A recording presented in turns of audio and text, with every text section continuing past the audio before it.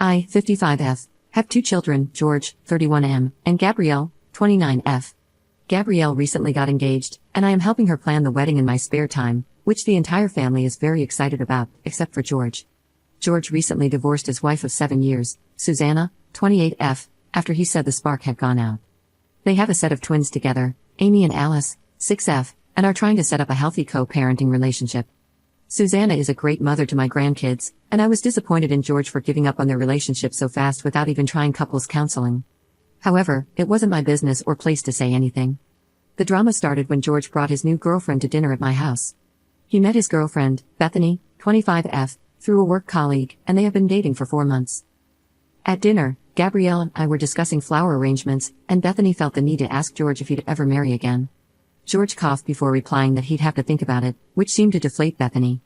Well, this caused Alice to cry about how she wants mommy and daddy to love each other again. George and Bethany just sat there while my granddaughter screamed. After I comforted Alice, I pulled George aside and asked if he was sure about Bethany, to which he told me it was none of my business. I reminded him that it was my business who he invited into my home and my grandchildren's lives, as I've been caring for them in my spare time while he works.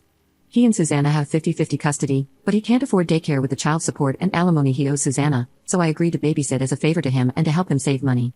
George got angry and said it was Gabrielle's fault for mentioning weddings in the first place. I told him to stop acting like a child and to be happy for his sister. Then Bethany felt the need to insert herself and tell me that she and George were together, no matter how much I liked his ex-wife. After that, I was done with the conversation and asked them both to get out. George and Bethany stormed off, flipped me the bird, and left my grandchildren at my house at 7 p.m. I had to call Susanna to collect the children since they had school in the morning, and I was attending a cake tasting with Gabrielle the next day. I feel like I shouldn't have to tell my 31-year-old son to be happy for his sister, or argue with a random woman whom I have never met before in my own home. Update 1. This situation happened a few hours ago, and I thought it was right to provide an update. Bethany came to my house to apologize for how she acted at dinner last week. She told me that she was 2 months pregnant, and George had broken up with her after she told him, because he said he had too many responsibilities and didn't want to be in the baby's life. I then spent the better part of 3 hours talking with Bethany about the baby and what she wants. She says she wants to keep the baby even if George refuses to be in their life, and I told her that I would help with childcare if she needs it since she doesn't have any family that lives nearby. Before I got angry with George, I thought I would call him and give him a chance to explain. George was angry that Bethany had shown up at my house and insisted that it wasn't his baby. I told him that he should get a paternity test, and he asked me for $500 to cover it since he's struggling. I told George that he needs to figure it out himself since he's about to be a father of 3, and that he better step up and do right by his kids. He didn't say anything after that, he just hung up. Well, 2 hours later, I get a call from Susanna to say that George hadn't picked up the kids like he'd previously agreed to, and could she drop them at my place because she had work. I agreed for her to drop Amy and Alice off and tried to call George again. I called 12 times, and they all went to voicemail. I don't know where George is and have called his place of employment to try to find out, however, they refused to tell me anything. I've agreed to watch Amy and Alice until Wednesday, and Susanna has reported this incident to CPS. I assume she plans to file for full custody, and I can't blame her. Right now, I'm worried that George has run off somewhere or done something irresponsible. I am disgusted and will not be doing him any favors in the future unless he has a very good explanation and accepts some responsibility. Update 2. Okay, so I made the original post about 2 months ago, and since then, things have been a bit crazy lately, so I just wanted to update as I had people asking if George was okay. In my first post, people suggested I give George some space and time to figure things out as a recently divorced father, but after he ran off around 2 months ago, I ended up filing a missing persons report. I talked to George's workplace the day after I filed the report, and they told me he had given his 2 weeks about a month ago. I then tried calling George again, and he finally picked up.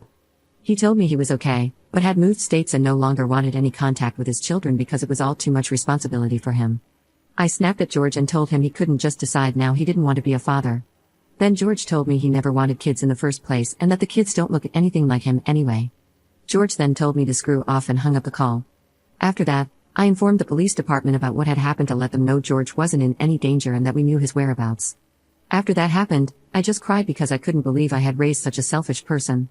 Susanna has filed for full custody, and George, as far as I know, is refusing to pay child support and will probably end up in jail at some point. As for Bethany, she is now 4 months pregnant and is having a boy, and George is the father. Somehow he managed to come up with the $500, so he will have to pay child support since he doesn't plan on being in the baby's life. Bethany is convinced that George will change his mind once the baby is born, which I have tried to tell her that probably won't be the case. However, she is convinced he will, and no one can tell her otherwise. She moved into my home in November since she's had trouble doing things herself, and her doctor says she's at risk of preeclampsia if she becomes too stressed during the pregnancy.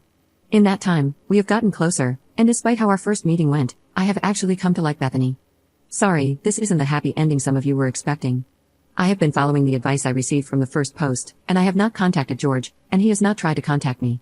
I can only hope that with time, he pulls himself together and manages to step up as a father. Again, thank you to everyone who gave helpful advice. I'm not sure if I will be updating further, however, I appreciate the support. Update 3. Hi Reddit, it's been over 6 months since my last update after I completely forgot about this account. Much has happened during that time, so as requested, here is the update. First of all, Gabrielle is now married to her amazing fiancé, and I couldn't be more proud. The wedding was a small family affair at his parents' farm. George did not attend the wedding, but it was a beautiful ceremony all the same. Bethany has given birth to a healthy baby boy and has found an apartment and a new job. I am so proud of her for how well she is coping with everything. As suggested in my last post, we did get the twins therapy, and it has helped them heal throughout this whole process. After George took off and abandoned his children, our whole family needed time to heal and recover from the hurt and trauma. As for George, that's a messy situation. Roughly 4 months ago, George was found to be in possession of illegal substances and was arrested. When George first called me from the county jail, I thought he was trying to get money out of my husband and me, however, it just got worse and worse. He asked me to pay for a lawyer, and I explained that because of his actions, I couldn't afford to help him and that I couldn't trust him. George just sobbed and started apologizing for all he had done. I told him it was his kids he should be apologizing to. He kept sobbing and then told me there was another woman pregnant with his child. At first, I didn't believe him, but then he gave details, and I looked her up on Facebook. There was a picture of them as the profile picture. I hung up on him, disgusted yet still feeling somewhat responsible for what he has become.